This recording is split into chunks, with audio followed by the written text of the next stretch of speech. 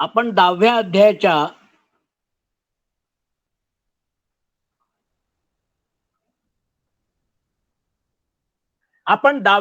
ह्या पॉइंटला पोहोचलो होतो की भगवान कृष्ण आता स्पष्टपणे सांगतात आहे की जे काय हे जगत आहे, या जगतामध्ये हे माझंच मॅनिफेस्टेशन आहे.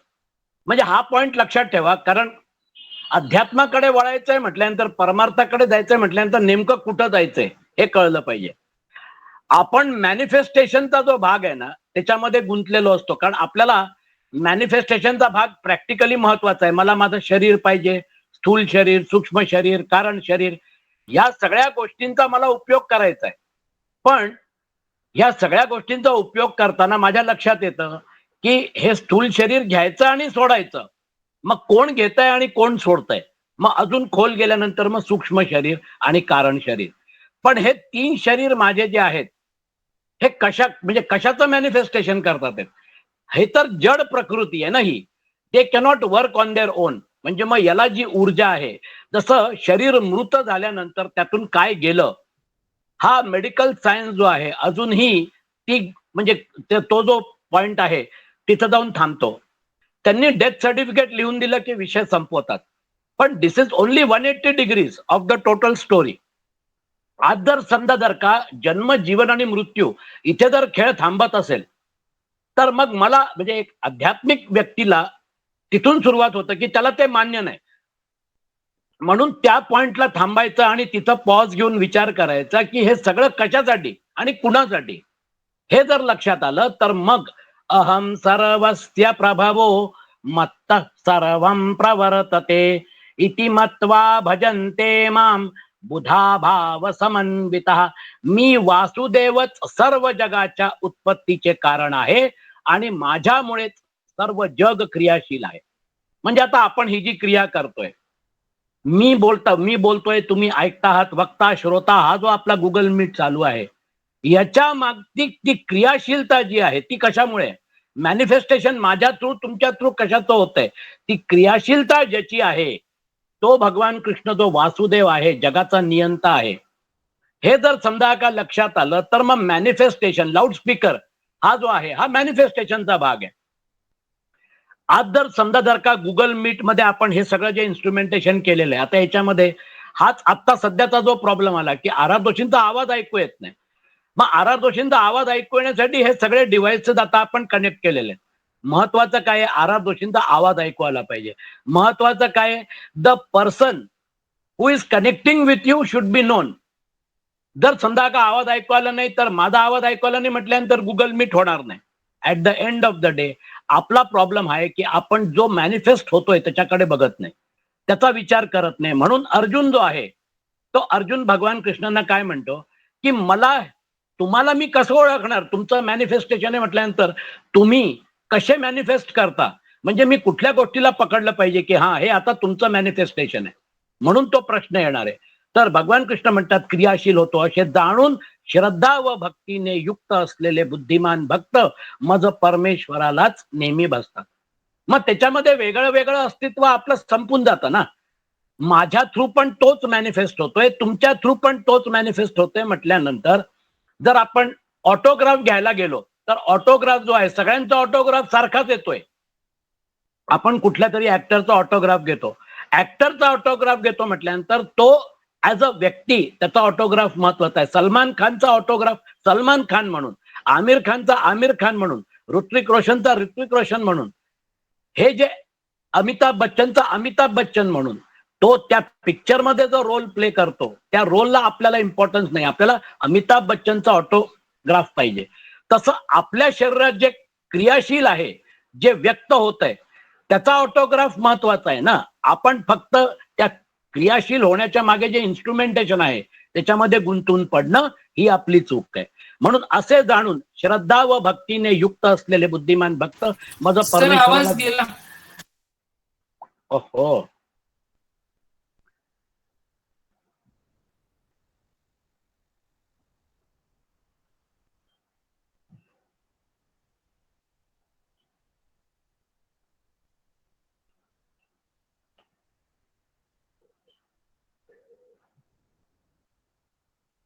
हा, हॅलो सर, आवाज नाही येते.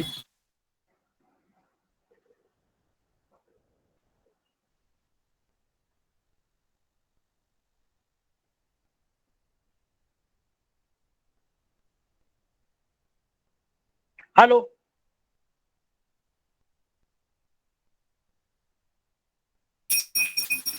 हॅलो. हा सर, येते पण ब्रेक होऊन येतोय. बरं, ठीक आहे. म्हणजे मला रिमाइंड करा की आता आवाज येतोय की नाही. मला दिसतंय इथे म्हणजे त्याच्यावर, पण ते सर, आवाज नाही येत. ना, पण मला इथे दिसतंय म्हणजे व्हॉइस जातोय म्हणून. Hello hello hello. Hello.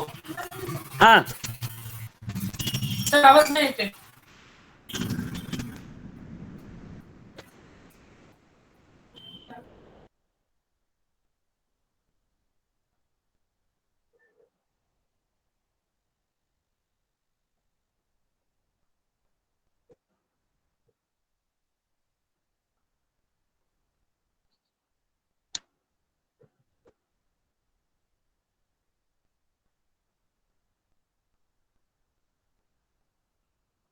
Hello hello.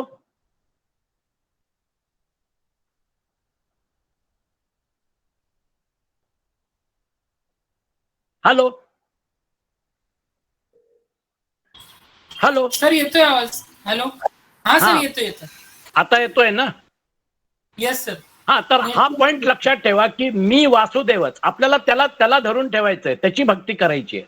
कारण सगळ्यातूनच जर तो मॅनिफेस्ट होत असेल तर आपण जे वेगळं वेगळं आपले व्यवहार कुठे असतात, आपण पती म्हणून पत्नीशी, मुलाशी, वडिलांशी, आपले म्हणजे वस्तू, व्यक्ती आणि याच्याबरोबर आपलं जे इंटरॅक्शन असतं, हे सगळं जे इंटरॅक्शन आहे, या प्रत्येक व्यक्ती आणि प्रत्येक वस्तूतून जर समजा जर का परमेश्वरच मॅनिफेस्ट होत असेल तर तत्वतः आपलं इंटरॅक्शन जे आहे हे फक्त रोल प्ले पुरतं. म्हणजे त्या पिक्चर मध्ये अमिताभ बच्चन समजा जर का रोल प्ले करत असेल आणि त्याच्याबरोबर जर समजा जर का कुठला दुसरा कलाकार आहे तो त्याच्याबरोबर रोल प्ले करत असेल तर रोल प्ले पुरतं ते वेगळे वेगळे आहेत.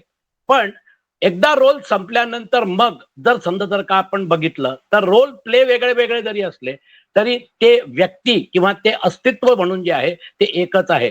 हा जर पॉइंट लक्षात आला तर मग आपण भक्ती त्याची केली पाहिजे असं भगवान कृष्ण स्पष्टपणे सांगतात.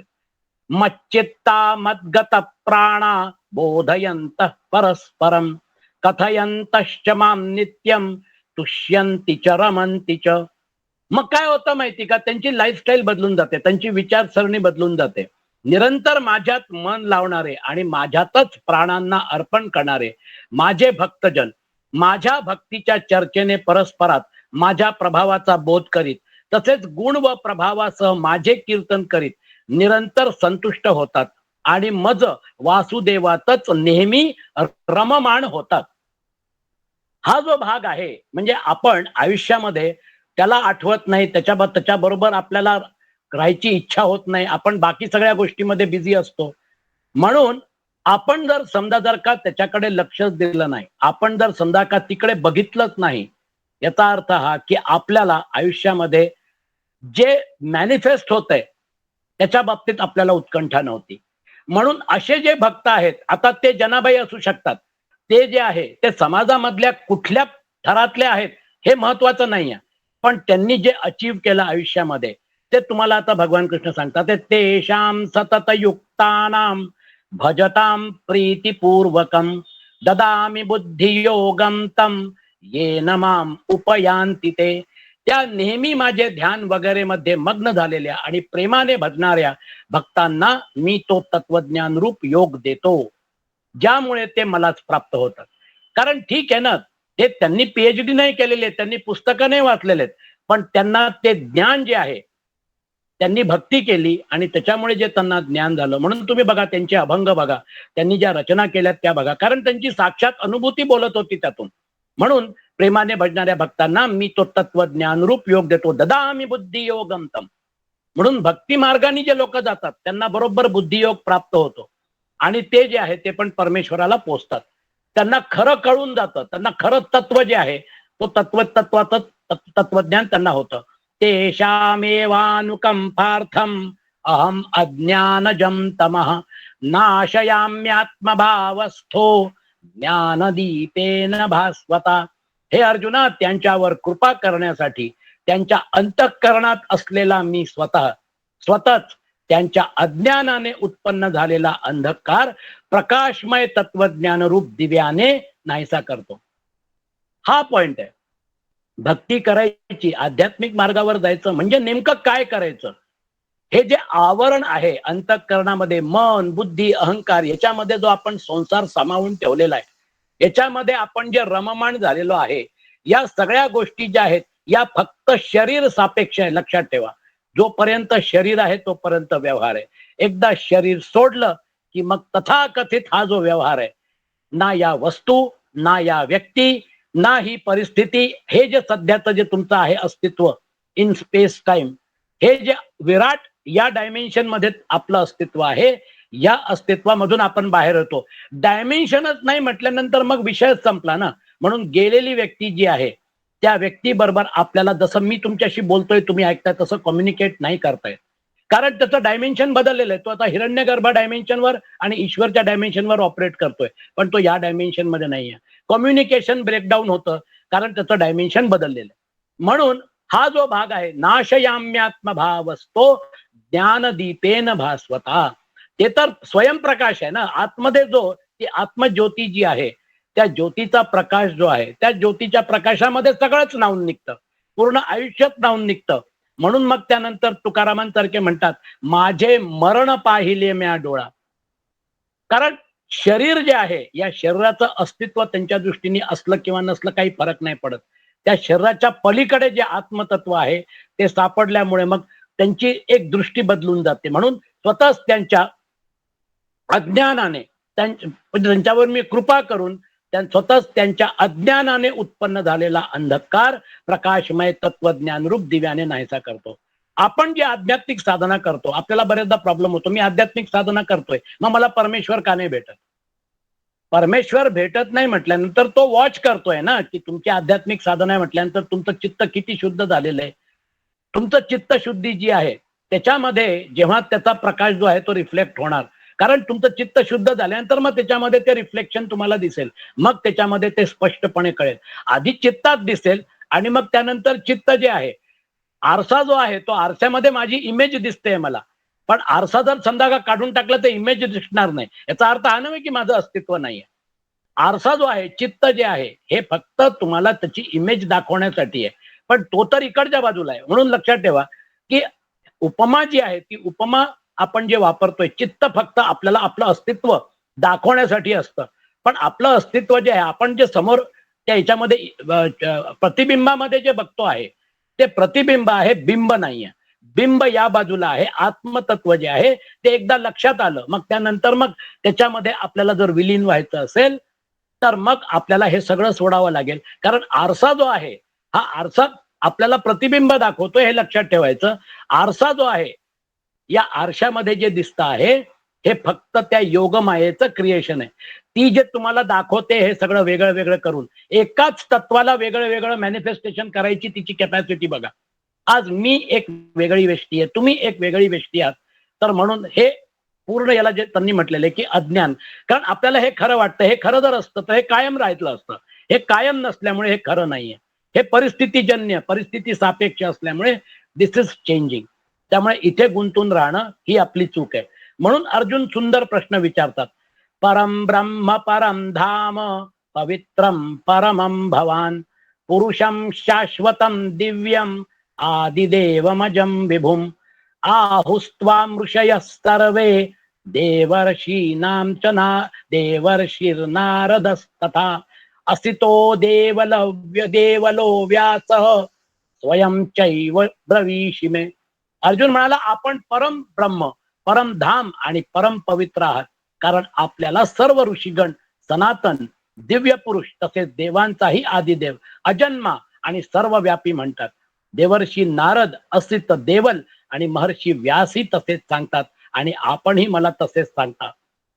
सर्वमेतद्रुतं मन्ये यन्मां वदसि केशव, नहि ते भगवन् व्यक्तिं विदुर्देवान दानवः. हे केशवा, जे काही मला आपण सांगत आहात ते सर्व मी सत्य मानतो. हे भगवान, आपल्या लीलामय स्वरूपाला न दानव जाणत न देव जाणत.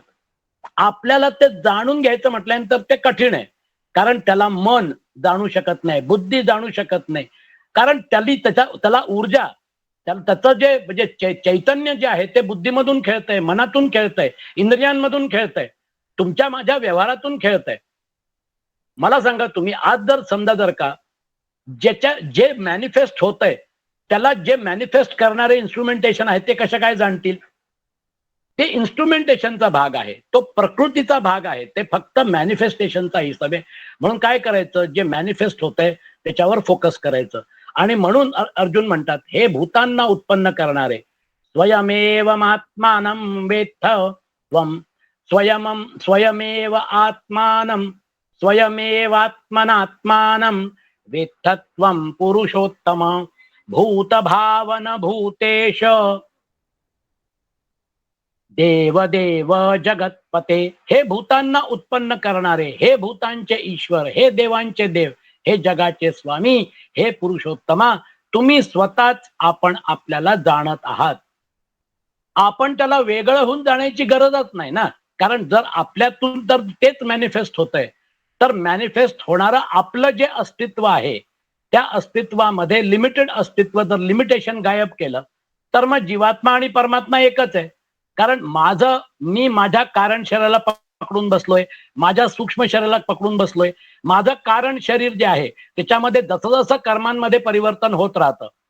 आत्ता सध्या क्रियमाण कर्म चालू आहे, नंतर मग प्रारब्ध जे आहे त्या प्रारब्धाप्रमाणे पुढे घटना घडतील आणि माझं जे संचित कर्म आहे ते संचित कर्म कन्वर्ट होत राहणार क्रियमाण आणि प्रारब्धामध्ये, आणि नवीन कर्म जे आहेत ते त्याच्यामध्ये कर्माशयामध्ये ऍड होणार. हे आपलं जे कर्माशय आहे, हे कर्माशय ब्रह्माचा दिवस संपला तरी पण हे कर्माशय जे आहेत त्या ब्रह्माच्या ज्या सूक्ष्म शरीरामध्ये ते जे लीन होतात. म्हणजे आपण ते गाठोडं जे आहे ते गाठोडं ब्रह्माचा दिवस संपला तरी सोडत नाही.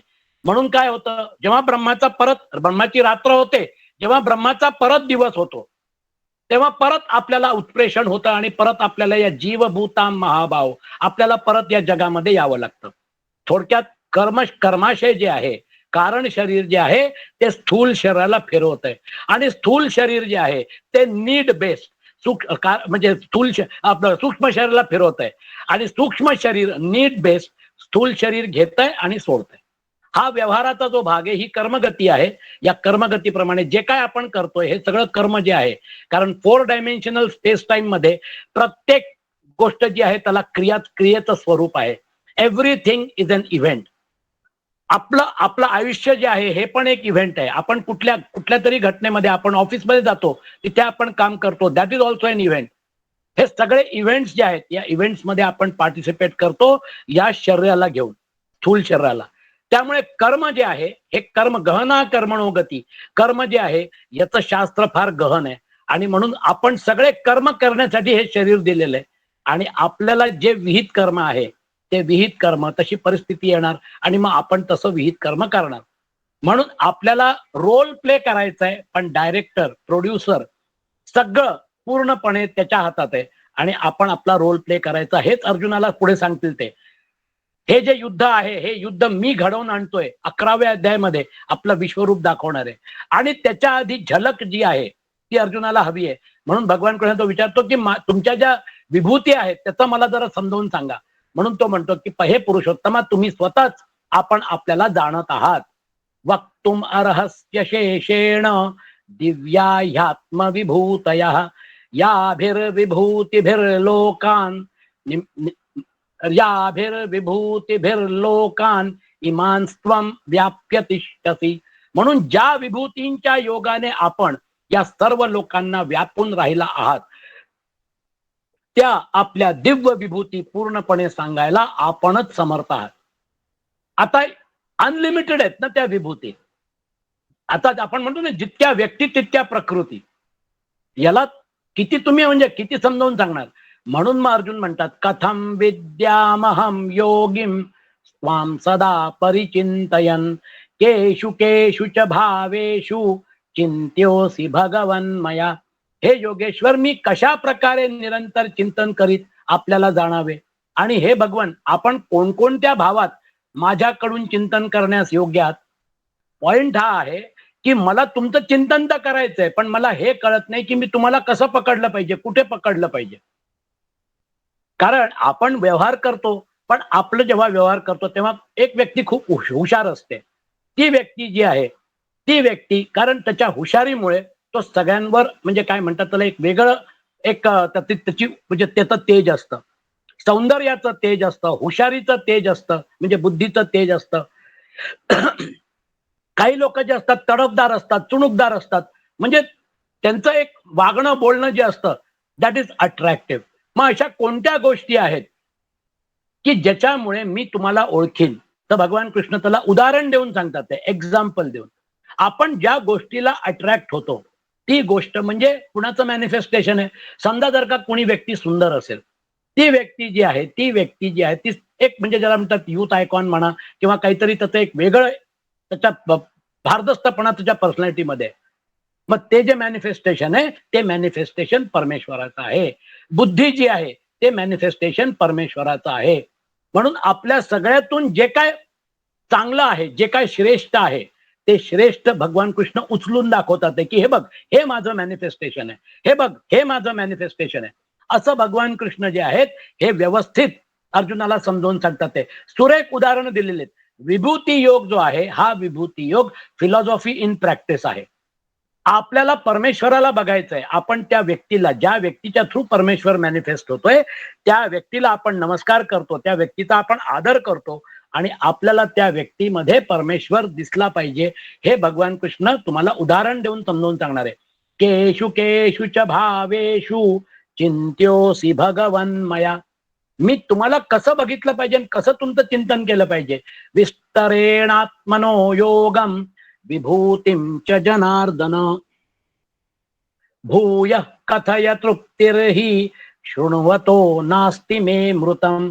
हे जनार्दना, आपली योग शक्ती आणि विभूती पुन्हाही विस्ताराने सांगा, कारण आपली अमृतमय वचने ऐकत असता माझी तृप्ती होत नाही. अर्थात ऐकण्याची उत्कंठा अधिकच वाढत आहे. श्री भगवान वाच हंत ते कथयिष्यामि दिव्या ह्यात्मविभूतयः प्राधान्यतः कुरु श्रेष्ठ नास्त्यंतो विस्तरस्य मे.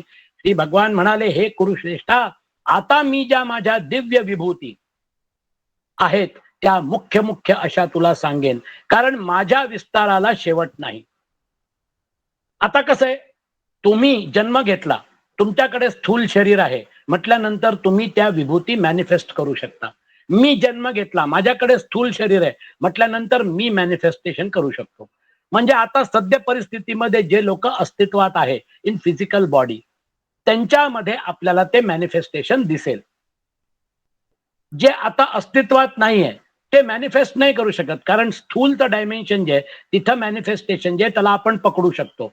आपलं स्थूलचं डायमेन्शन जे आहे त्या स्थूलच्या डायमेन्शन मध्ये आपला जो व्यवहार आहे त्याचा आता अनालिसिस करा इन द कॉन्टेक्स्ट की परमेश्वर, परब्रह्म, परमात्मा जो आहे तोच आपल्या व्यवहारातून अभिव्यक्त होतोय, तोच आपल्या अस्तित्वातून अभिव्यक्त होतोय. कारण पुढच्या श्लोकामध्ये भगवान कृष्णांनी समराईज केलेलं आहे की हा सगळा व्यवहार जो आहे, हा सगळं जे तुला दिसतंय जगतामध्ये, हे सगळं जे आहे याची गोळाबेरीज काय आहे?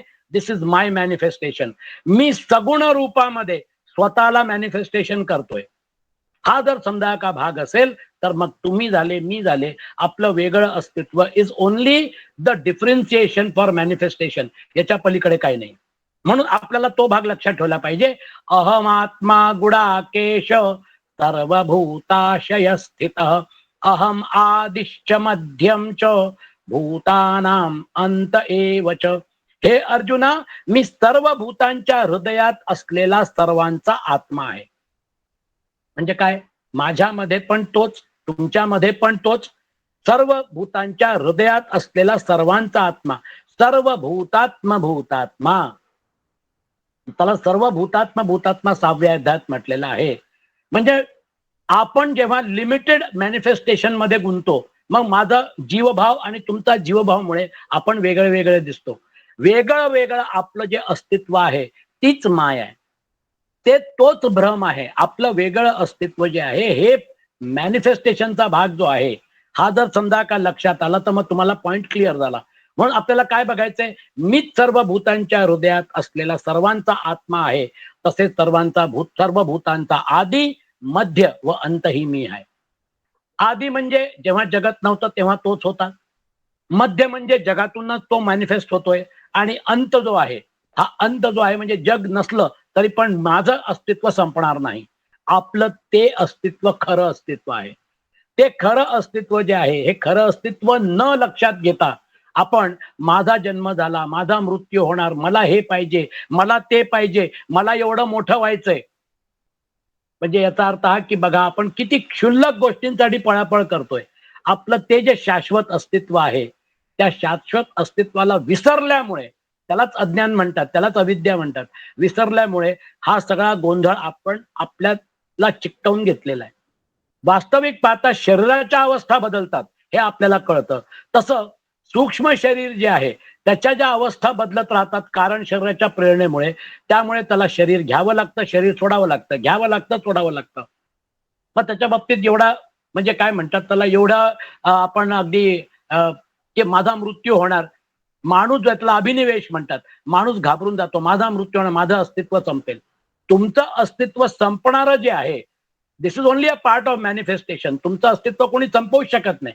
म्हणून दुसऱ्या अध्यायापासून जे ते टेक ऑफ करतात की तो न जायते म्रियते वा कदाचित नायम भूत्वा भविता वा न भूया अजो नित्य शाश्वतोयम पुराणो न हन्यते हन्यमाने शरीरे. त्याचा नाश करू शकत नाही. हे जर समजा जर का तुमचं आणि माझं चिरंतन अस्तित्व असेल आणि आत्मतत्व जे आहे ते एकच आत्मतत्व सर्वांचा आत्मा आहे, एकच आत्मतत्व आपल्या सगळ्यांमध्ये खेळत आहे. याचा अर्थ हा की आपल्यामध्ये ती जी दिव्यता आहे, ती दिव्यतेचं जे मॅनिफेस्टेशन आहे त्याला आपल्याला पकडलं पाहिजे, त्याच्याशी मैत्री केली पाहिजे, त्याच्याबरोबर बसलं पाहिजे, त्याच्याशी ओळख करून घेतली पाहिजे. या गोष्टीला आपल्याला वेळ काढावा लागेल. आपण जे बघतो आता गणपतीचा उत्सव महाराष्ट्रात साजरा होतोय. आपण त्या मूर्तीला आणतो, म्हणजे लालबागचा गणपती 10 दिवसामध्ये 40-45 कोटी कमवून देतो. ती मूर्ती जी आहे, ती मूर्ती बऱ्याच लोकांचं प्रेरणास्थान आहे. लोक दर्शनाला येतात, लोक दानपेटीमध्ये दान देतात, दागिने पण देतात. ती मूर्ती जी आहे, ती मूर्ती तिथे काय करते? त्या मूर्तीचं तुम्ही विसर्जन करून टाकता 10 दिवसानंतर. पण 10 दिवसामध्ये तिची करामत बघा, 45 कोटी ती कमवून देते. आज आता तुम्ही बघा दगडूशेठ वगैरे हे जे गणपती बसलेले आहेत, तिथं एवढे लोक दर्शनाला जातात. कारण भाविक जो आहे, तो भाविक दर्शनाला गेल्यानंतर तो काही ना काहीतरी तिथे टाकतो. पण हे सगळी कमाई जी आहे, ज्याला आपण कमाई म्हणतोय, ती कमाई कुणाच्या नावावर आहे? त्याच्या नावावर. तो परमात्मा जो आहे, तो जो परमेश्वर आहे, त्या परमेश्वरामुळे जर समजा का एक लालबागचा गणपती ज्याचा आपण स्थापना करतो आणि विसर्जन करतो, तो जर 45 कोटी कमवून देतोय. आपण अख्खं आयुष्य घालवलं तरी आपल्याला 45 कोटी नाही दिसणार. ही त्याची करामत आहे. त्यांनी या जगाची रचना एवढी सुंदर केलेली आहे, की त्याच्या पुढे काहीच नाहीये. आणि मग आपण काय करायचं? आपण त्याला जॉईन करायचं, कारण आपलं आणि त्याचं अस्तित्व वेगळं नाहीये. ही आपली चूक आहे, की आपण त्याला वेगळं मानतोय. म्हणून हा जो श्लोक आहे याला अंडरलाईन करा, अधोरेखित करा. अहम आत्मा गुडाकेश सर्वभूताशय स्थितः अहम आदिश्च मध्यम च भूतानाम अंत एव च. फक्त माझंच अस्तित्व आहे, मीच सत्ता आहे, बाकी कुठलीही सत्ता नाही, असं भगवान कृष्ण स्पष्टपणे अर्जुनाला सांगते. अर्जुन कुठे अडकलेला आहे? ते कौरव आहे, आम्ही पांडव आहोत, आम्हाला युद्ध करायचंय, त्याच्यामध्ये माझे नातलग मारले जातील. कौरव जरी असले तरी ते आमचे बंधू आहेत, समोर गुरु द्रोणाचार्य आहे. अर्जुन जो आहे तो त्या व्यष्टींमध्ये ते जे मॅनिफेस्ट करणारे होते त्यांना वेगळं वेगळं समजून त्या व्यवहाराला खरं मानून त्याला विषाद झाला. पहिला अध्याय अर्जुन विषाद योगो नाम, आणि गांडीव ठेवून दिला. विषाद, सुख, दुःख या सगळ्या गोष्टी आपल्या व्यवहारामध्ये आपल्याला पण जे अनुभवात येतात त्याचं कारण हे की आपण व्यवहाराला पूर्णपणे खरं मानतो. हा जर समजा जर का रोल प्ले आहे आणि हे पिक्चर आहे, याच्यामध्ये खरं पाहिलं तर कुणी मरत नाही, कुणी मारत नाही, काही नाही, फक्त ते ऍक्टिंग करतात. मग त्याच्यामध्ये फाईट सीन जो आहे, त्या फाईट सीन मध्ये विलेनला मारलं हिरोनी, तो फाईट सीन जो आहे, तो फाईट मास्टर जो असतो तो विलेन होतो. तो शेट्टी जो होता, मुन्नर होतं त्याचं, तो शेट्टी जो होता तो फाईट मास्टर होता आणि तो खूप मार खायचा हिरो लोकांच्याकडनं. कारण प्रॉब्लेम हा आहे की हिरोला मारायचंय, पण हिरोला हा फक्त सांगणार की बघा आता मी तुला असं मारणार. त्या हिरोला काही होत नाही, त्या शेट्टीलाही काही होत नाही. पिक्चर झाला, दोघांनी आपल्या आपल्या खिशात पैसे टाकले. तसा हा एवढा मोठा जो पिक्चर चाललेला आहे, त्याच्यामध्ये शरीर घ्यायचं म्हणजे जीवन आणि मग मृत्यू, हा सगळा भाग जो आहे तो त्या पिक्चर मधला भाग आहे, त्या रोल प्लेचा भाग आहे. हे जर समजा का लक्षात आलं तर मग आपलं आयुष्य उजळून निघतं, कारण आपल्याला मेन गोष्ट आता कळलेली आहे. म्हणून आदित्यानामहं विष्णू ज्योतिषां रविरंशुमान मरीचिर मरुतामस्मी नक्षत्राणामहं शशी.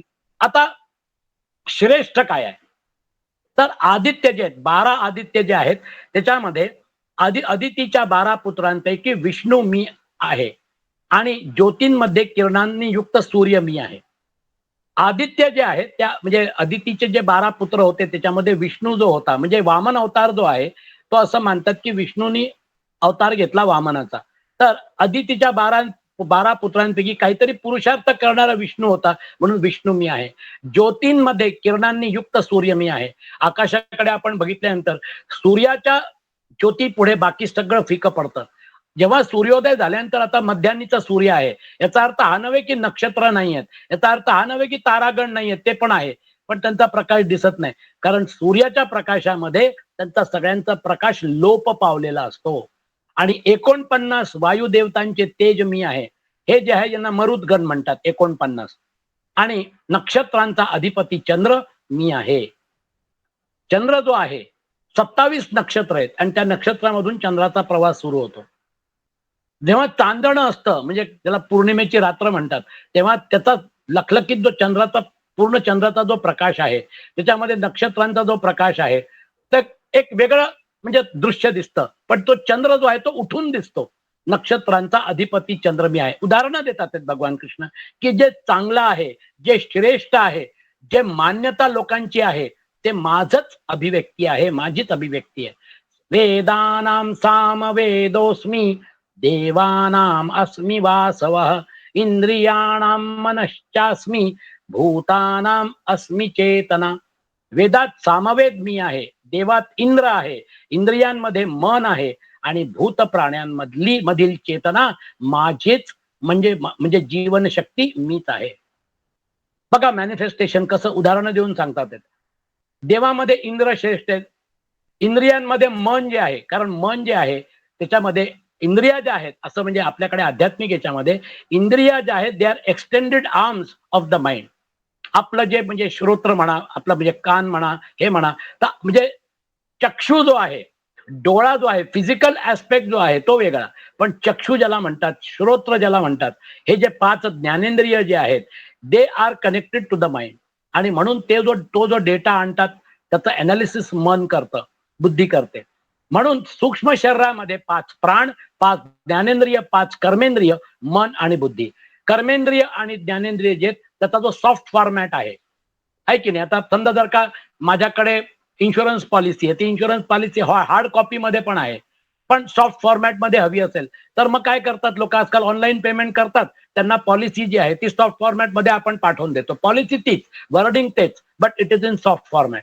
हार्ड फॉर्मॅट आणि सॉफ्ट फॉर्मॅट मध्ये जसं आपल्याला कळतं की विशेष अंतर नाहीये, तो जो भाग आहे तसं आपल्याकडे कपलिंग जे आहे हार्ड आणि सॉफ्ट. जे मृत शरीर पडलेलं आहे त्याचा डोळा बंद आहे, त्या डोळा आता काम नाही करत, त्याचे कान जे आहेत ते असून नसल्यासारखेच आहेत, सगळं आहे, ऑल इन्स्ट्रुमेंटेशन इज देअर, पण ते काम नाही करत आहे. कारण त्याचा जो सॉफ्ट फॉर्मॅट आहे त्याला म्हणजे तो जो ती जी कनेक्टिव्हिटी ती आता ब्रेक झाली. पण जो ते शरीर सोडून गेलेला आहे त्या सूक्ष्म शरीरामध्ये त्याच्याकडे जे इंद्रिय आहे त्याच्यामुळे तो बघतोय ना, ही इज अवेअर की आता बघा काय करतात ते, पण तो कम्युनिकेट नाही करू शकत कारण त्याचं डायमेन्शन बदललेलं असतं. म्हणून लोकांना आजकाल म्हणजे सायन्स पण मेडिकल सायन्स म्हणतं आउट ऑफ बॉडी एक्सपिरियन्स. जेव्हा म्हणजे अशी परिस्थिती कधी कधी अचानक हार्ट अटॅक आलेला आहे, हार्ट अटॅक आल्यानंतर मग ती व्यक्ती जी आहे त्याच्या अगदी हार्टमध्ये ते एक विशेष इंजेक्शन असतात ते देतात, अगदी हार्टमध्ये द्यावं लागतं आणि मग पंपिंग करावं लागतं. आता तो बाहेर गेलेला होता आणि मग पंपिंग करून त्याचा हार्ट रिज्युनेट केलं आणि तो परत आत आला.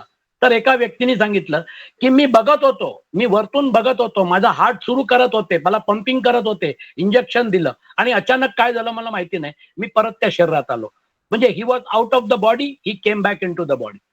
आपण आपलं जे स्थूल शरीर आहे त्याच्यामध्ये आपण जागृत अवस्थेमध्ये त्याचा वापर करतो आणि पण जेव्हा आपण स्वप्नावस्थेत असतो तेव्हा आपलं स्थूल शरीर जे असतं ते विश्राम करतं, पण आपलं सूक्ष्म शरीर ऍक्टिव्ह असतं, मन ऍक्टिव्ह असतं. सूक्ष्म शरीर जे आहे जेव्हा जेव्हा आपलं आपण सुषुप्तीमध्ये जातो तेव्हा सूक्ष्म शरीर जे आहे ते पण इनॅक्टिव्ह होतं, मन लीन होतं, बुद्धी लीन होते आणि कारण शरीर जे आहे त्याचं मॅनिफेस्टेशन होतं. फार गहन सायन्स आहे. म्हणून म्हणजे चेतना म्हणजे जीवनशक्ती मी आहे. आपण फक्त 2 श्लोक घेऊ आणि आजचं सेशन संपवू. रुद्राणाम शंकरश्चास्मी वित्तेशो यक्ष रक्षसाम वसूनाम पावकश्चास्मी मेरू शिखरिणामहम. 11 रुद्रांमध्ये शंकर मी आहे आणि यक्ष व राक्षसांमध्ये धनाचा स्वामी कुबेर मी आहे. रावणाचा भाऊ होता कुबेर आणि कुबेर जो होता ही वॉज व्हेरी रिच. त्यांच्याकडे भरपूर संपत्ती होती, भरपूर संपन्नता होती. तर कुबेर मी 8 वसूंमधला म्हणजे बघा यक्ष आणि राक्षसांमध्ये देखील परमेश्वराचं अस्तित्व आहे. जसं म्हणजे देवांमध्ये आहे तसं त्यांच्यामध्ये आहे. म्हणून मी 8 वसूंमधला अग्नी आहे आणि शिखरे असणाऱ्या पर्वतांमध्ये सुमेरू पर्वत आहे. म्हणजे थोडक्यात सुमेरू पर्वत हा बहुतेक तोच म्हणजे माउंट एव्हरेस्ट असू शकतो किंवा कैलास जो आहे. कारण सुमेरू पर्वताचं आपल्याला काय म्हणतात त्याला वेदांमध्ये आणि तुमचं याच्यात आपलं पुराणांमध्ये याचा उल्लेख येतोय.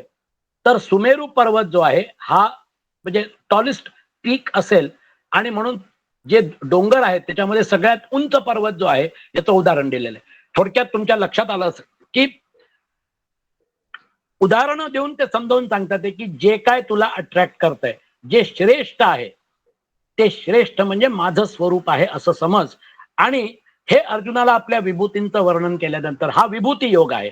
म्हणजे कसं होतं की आपल्याला ती व्यक्ती म्हणून, ती वस्तू म्हणून, ते काहीतरी दृश्य म्हणून जे आवडतं त्याच्या मागे जी ताकद आहे त्याच्या बाबतीत आपल्याला एक म्हणजे त्या अनुभूतीचं जे मॅनिफेस्टेशन आहे तर ज्याचं मॅनिफेस्टेशन होतंय. म्हणून आपल्याला परमेश्वराला आतमध्ये पण बघायचंय आणि बाहेर पण त्यालाच बघायचंय. तो वासुदेव जो आहे म्हणजे भगवान कृष्णाने सांगितलंय की हे सगळं माझं स्वरूप आहे, फक्त तुझी दृष्टी बदलली पाहिजे. आणि दृष्टी बदलण्यासाठी आपण जेव्हा व्यक्तींशी इंटरॅक्ट करतो तेव्हा आपण त्याच्या मनाशी इंटरॅक्ट करतो, त्याच्या बुद्धीशी इंटरॅक्ट करतो, आपण त्याच्या अहंकाराशी इंटरॅक्ट करतो, आपण व्यष्टी म्हणून त्याच्याशी इंटरॅक्ट करतो. हे तुमच्या आणि माझ्या लक्षात आलेलं आहे. याचा हा आपला व्यवहाराचा भाग आहे. पण जर का मॅनिफेस्टेशनच नसेल, ती व्यक्तीच जर नसेल, आता स्थूल शरीर नाहीये, मग आता कसं इंटरॅक्शन करणार? म्हणून बरेचदा कसं असतं की एकदा व्यक्ती गेली, भांडण कुठपर्यंत जोपर्यंत ती व्यक्ती जिवंत आहे तोपर्यंत. एकदा ती व्यक्ती गेल्यानंतर मग त्याचे शत्रू जे आहेत ते पण अंत्यसंस्काराच्या वेळी तिथे येतात. भांडण संपलेलं असतं कारण आता त्या व्यक्तीचं अस्तित्व नाहीये. कौरव मारले गेले. कौरवांचं भांडण आणि पांडवांचं भांडण कुठपर्यंत होतं? जोपर्यंत कौरव जिवंत होते. कौरव सैन्य संपलं, कौरव मारल्या गेले, त्यानंतर मग युद्ध कुठलं? मग आता भांडण कुठलं? हा जो प्रॉब्लेम आहे जगामध्ये की जोपर्यंत आपण त्या स्थूल शरीरामध्ये आहे तोपर्यंत आपण भांडत बसतो. तोपर्यंत तुम्ही बघा आता राजकारणी लोक कसं भांडतात. म्हणजे काही होऊ शकतं. सांगायचं तात्पर्य ही सगळी गेम चालू द्या. याच्यामध्ये आपल्याला गुंतून पडायचं नाही. अगदी जर संध्याकाळ तुम्ही म्हटलं तर 100 पैकी याला 10 मार्क द्या. बाकी 90 मार्क जे आहेत, जो मॅनिफेस्ट होतोय त्याला पकडायचं आणि त्याच्याबरोबर जोडायचं, त्याच्या मागे लागायचं, त्याला सोडायचं नाही. हेच भगवान कृष्ण अर्जुनाला 9व्या अध्यायात, 10व्या अध्यायात, 11व्या अध्यायात, 12वा अध्याय 4 अध्याय डेडिकेट केलेले आहेत की हे सगळं मी आहे, माझं स्वरूप आहे आणि मला धरून ठेव, बाकी सगळं विसरून जा. फार सुरेख आहे याच्यामध्ये. सुंदर त्यांनी आपल्या विभूती समजावून सांगितल्यात आणि आपण आजचं सत्र इथे संपवूया.